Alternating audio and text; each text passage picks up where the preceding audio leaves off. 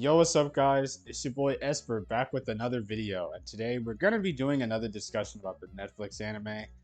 First of all, I just want to say I appreciate all the love and support on the last video, and for those of you who were mad in my opinion, stay mad, bro. I don't care. Anyways, this will be the last video I ever make about the Netflix anime as a whole, purely because I'm at the point where I want nothing to do with it. But this video idea came to me in a dream, and I wanted to do one more video discussing my issues with the behemoth of garbage that is Netflix Dante, purely because, well, Dante from the games is one of my favorite characters ever. So I wanted to talk about this because, this offends me, not just as a viewer, but personally, because this character is garbage. Now, I just want to say, if you like this Dante, hell, if you somehow think that Netflix Dante is your favorite version of the character, that's okay. Don't come in my comments and whine about how much you disagree that you'll be a creep and call me sweetie. Yes, this actually happened, by the way. Besides that, spoilers for anyone who hasn't watched, I guess, or whatever. Be sure to like, subscribe, share with your friends and all that. I'm trying to reach 400 subs, so if you could help me reach that milestone, that'd be really dope. Anyways, God bless you guys, and let's get to the discussion. So off the bat, the way this anime advertises Dante to display him as cool, edgy, and aura-farming badass. They show him off with images that give the idea that he's confident. Pretty powerful guy with a lot of finesse and clearly some demon power. They don't inherently spoil or say much, but the posters make it clear that he is unique and cool, which, I mean, fair enough, that is what Dante is known for. He is known for being cool and all that. But is he in the anime? Nah, not really. Now, when I originally watched season 1, I thought they had the character right in maybe the first 2 episodes, but honestly, I don't think so. I watched the first 3 episodes of season 1 all over again, just to make sure, I'm a little consistent with my complaints. And honestly, I'm kind of just not really okay with this character because one of the first things this dude says is some shit like, "Man, Skeletor did not hold up in the 80s," while also apparently claiming that he doesn't have his one-liner prepared and goes, "This never usually happens, I swear." Which, first of all, I don't like when characters do that, but this shows that Dante in this anime has zero confidence in himself whatsoever. Compare this with Dante at the beginning of Devil May Cry 3, where we see bro trying to get his shot set up, demons storm in, and he almost immediately clears them out with finesse and style, while also being kind of nonchalant about it. He's not exactly trying to be cool, he just naturally is cool. Netflix Dante showing a lack of confidence and trying so hard to be cool looks absolutely pathetic, and already he doesn't reflect anything that the posters or even the trailers display him to be. Mind you, this is a character known for flamboyance, confidence, and being a little silly sometimes, but being able to take things serious. Netflix Dante in the first episode already screwed this up severely. Don't even get me started on how consistently the anime tries to make him look or sound cool, but it's immediately ruined by some absurd joke that he has, or ruined by some stupidly convenient thing. For example, in the second episode of season 1, Dante is displayed as incredibly fast, agile, very astute to his surroundings, and can heal pretty well considering this guy had a hole blown out of his chest from a shotgun at point blank range. I think it's pretty stupid for all this happened just for him to backtrack and say, "Nah, I ain't no demon." Now, sure, you could argue maybe he's in denial, but the fact that the anime doesn't display him trying to understand this is absurd. You get a couple of one-off jokes or remarks, but there's never any moments where it feels serious. It's just like he makes jokes about it and then he's like, "Whatever, bro, I'm definitely not a demon." On top of the fact that DMC 3 Dante, at least he knew he was a demon, but only avoided talking about it because he hated being one. The two character ideas are good, but Netflix screwed up the pooch with the execution. Because again, now maybe him denying it would be fine. That's absolutely okay. But I just don't like the fact that they do it in a manner of just him joking. And while you could argue, oh, well, Dante hides behind his jokes. Sure, but never once in the games has Dante ever hidden behind the joke of being a demon. He does not rock with that idea at all, bro. Following this are all these incredible feats and displays of power. Yet somehow he's beaten by Lady.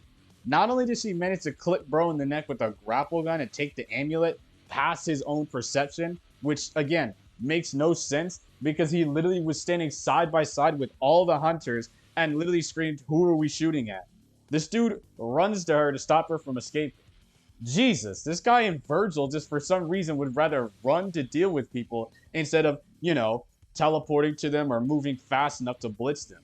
You literally just speed blitzed people, and yet you decided, yeah, I think I'm just gonna run over. Mind this, you go to season 2 where this dude is shown running down at a building at ridiculous speeds, stops a truck from hitting his baby girl, constantly rushes to her aid at any given interval, and can literally ride a rocket from an RPG that he shot. How in the dumb fuck is any of this happening, yet he's being outwitted by a slightly superhuman soldier? And while you could argue the stuff from season 2 is post Devil Trigger, it still doesn't justify how one of the sons of Sparta is being outwitted by a human. You know, at least with DMC 3, Arkham avoided running into Dante and Virgil in a head-to-head, and specifically waited until they were exhausted and tired. Lady in the anime, though, somehow able to match bullets with this guy and even shot him with an explosive, unbeknownst to him, because once again, he couldn't perceive it. This guy, Nero, literally tried shooting this chud and Dante embarrasses him. But apparently, Lady just diffs Dante in every category, including intelligence, which I don't even think is accurate, even in the games, bro. And it's so bizarre to me because it's like, is she just his demon kryptonite? This dude always finds a way to lose or be outwitted by her. Game Dante only got outwitted once because he didn't expect it, but immediately learned his lesson. But here, nah, he just gets bodied, which is also weird because again, both pre and post Devil Trigger, this guy is throwing hands with Agni, Rudra, Cavalier, and Echidna. All these demons were bodying her. Cavalier was mogging her bullets. Jesus, what a mod. Enough about the power inconsistency though. There are dozens more that I could address, but I don't think I care to go through every single one throughout the entire series, because then we're gonna be here all fucking day. You get the point anyways. Now, I want to address his character directly, aside from him just being not cool, because I can make a whole 5-minute analysis about why that stupid character, bro, is not good, and why that reload scene that people gas up is not good either. As for his character, aside from him not being cool, I'm not really a fan of how absent he feels at times. I mentioned this in my DMC Netflix Season 2 review, but there's just a lot of moments where he just does not feel important or relevant. Like, a good example is his relationship with Lady, where not much is really happening. It's mostly Lady driving it, and Dante just kind of feels like an afterthought, and he's just kind of there for the ride. Yes, he's relevant to the plot. Yes, he's relevant to some characters, but it never feels like there's much of a huge impact, even with the villains, because it feels absent. Like with Rabbit, the most of the ties they get is that Rabbit just does not rock with Sparta. But outside of that, if like Rabbit has more of a dynamic with Lady than he does Dante.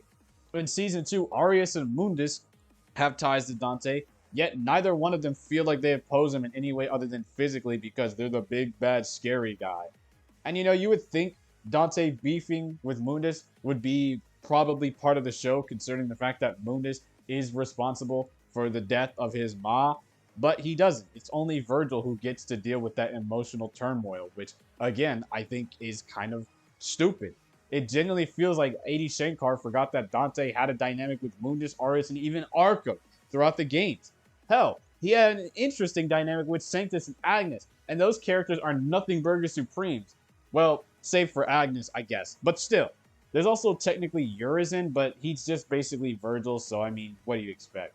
In the anime, it never really feels like he's personally connected to any of the villains but Virgil, and even then, their connection feels whatever.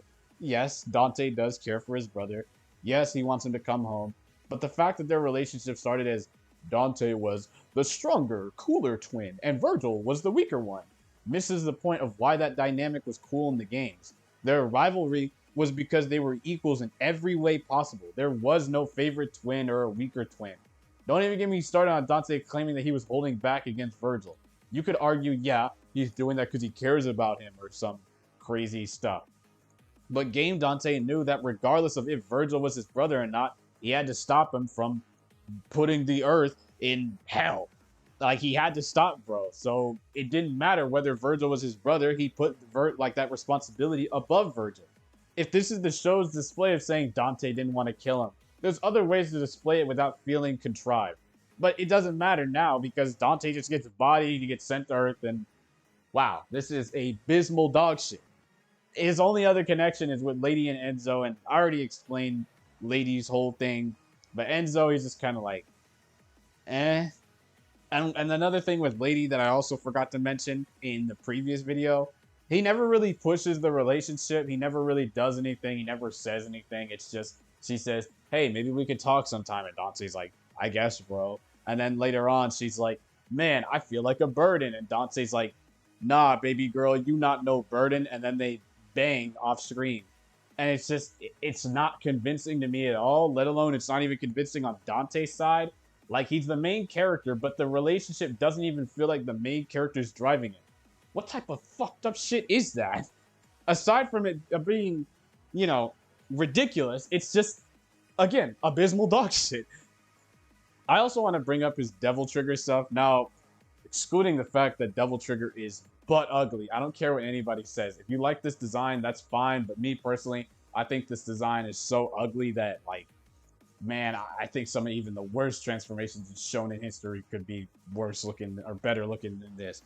The fucking Luffy Gear 5 shit looks better than this. I don't even watch One Piece, bruh. But aside from all that, Devil Trigger starts off as a rage power-up, which it's not even how it worked in the game. He only rages in the game, quote unquote, because he was pissed. But clearly, rebellion is what sparked it because he got stabbed. It happens later on as well with Sin Devil Trigger, where he just explodes with power. I mean, there's literally a line in Subhuman that says, "I must explode." So for Dante, it's less of a rage power up and a grr, I'm angry.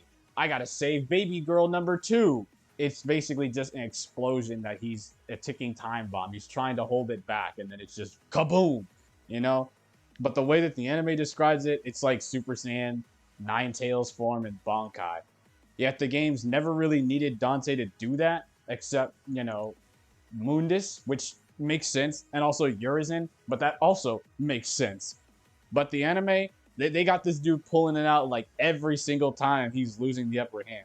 Like, it was cool in the games because it was something that Dante refused and accepts, and, you know, he uses it sparingly. So you see that Devil Trigger isn't just something he abuses, it's something that he tries to avoid, but when it really comes down to it, he's like, damn, I gotta use it. The anime, they got bro using it like it's Super Saiyan and Super Saiyan 2, but just demonic. I mean, I guess, bro. I could also bring up the dialogue of this cornball saying shit like, "I'll feel your heartbeat in my hand and rip it from your chest." What a shonen character. It's so shonen that it hurts my heart. You know, maybe if Nero said this, I'd let it slide. But this is supposed to be Dante, so I'm left contemplating whether or not I should swan dive into a pit of acid. There's also the Sons of Ava thing, which, man, don't even get me started, because I don't even know what to say about that shit.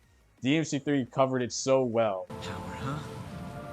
No matter how hard you try, you're never gonna be like Father. We're wasting time!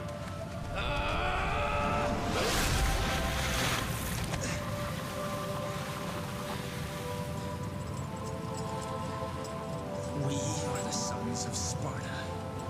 Within each of us flows his blood. But more importantly, his soul!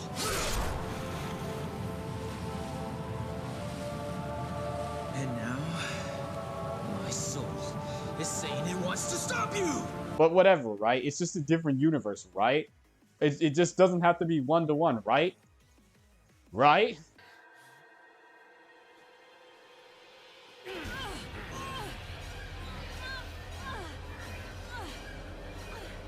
We learned that Dante in the anime is an inconsistent mess in terms of power, has no confidence or anything that makes him cool, barely feels involved in either season, and has garbage dialogue that would make Blue Lock jealous. He has almost nothing in relation to Game Dante aside from the name, the color scheme, the 2 or 3 weapons that he has, and like maybe just like one joke or line of dialogue that's a reference to the games. And once again, I'm sorry, but the excuse of it being a different universe and or adaptation doesn't make sense. Where were these excuses and justifications for the reboot, Dante? We all hated on him, we shat on him for being different and not being one-to-one, but with the Netflix anime, suddenly we're justifying this piece of garbage. Really? Not to mention, bringing up the arguments of it being a different universe doesn't work. This is not a smart way to justify bad writing at all. Mortal Kombat 1 tries to use this as a way to cover and justify its bad writing, but it doesn't work there. Bad writing is bad writing regardless of the universe it's in, bro. It doesn't matter if it's a different universe or not. If it sucks, it sucks. If it fucks, it fucks, you know? Even if you want to say, well, it doesn't have to be 1-to-1, that'd be boring. Why would you want to watch the same rivalry again and again? Yeah, so Sonic 3 blows that idea out of the water because Sonic fans knew Live and Learn was coming. We knew Maria was gonna die, and we knew Shadow would be enraged by it. We knew Sonic and Shadow would fight, yet regardless of us knowing it, it still excited fans and newcomers. Yeah, it doesn't need to be 1-to-1, but Sonic 3 was successful and loved by the fans purely because it kept the same ideas that the original games had. It carried the same emotional weight, the same coolness, the same personality that the games had, the same heart and soul. And that's what made those movies special, because they took what made the game special and they put it in the movies. You could even argue this for comic adaptations. The Raimi trilogy isn't beat for beat the very same story, but it keeps the ideas of the comics and the characters all in the same thing, albeit with its own fair share of issues. We're not going to talk about Spider-Man 3 and Mary Jane and all that, because that's a whole other beast. The Netflix anime is not absolved of any bad writing just because it's a different universe.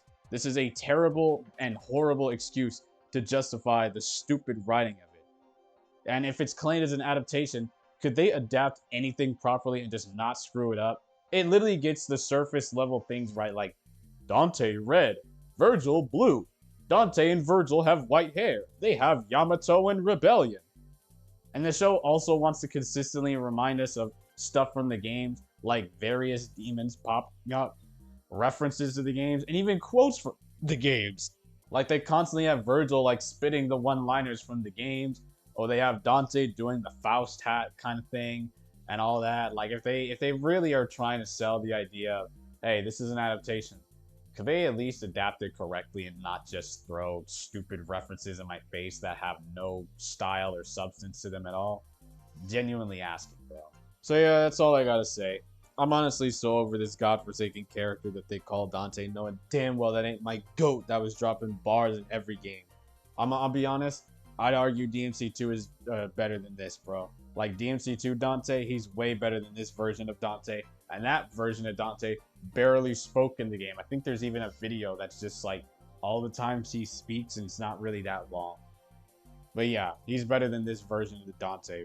And I'm gonna be honest, this is my last video about that chud Sahur that they call Dante and his trash anime. So let me know what you think and feel in the comments. That's all I've got for today, so I'll see you guys in the next one, bro. Like, subscribe, share with your friends, your family, your girlfriend, your boyfriend, and share this to your dog even, bro. Peace out. God bless. And hey, this video might be so good that even a devil may cry. The fuck?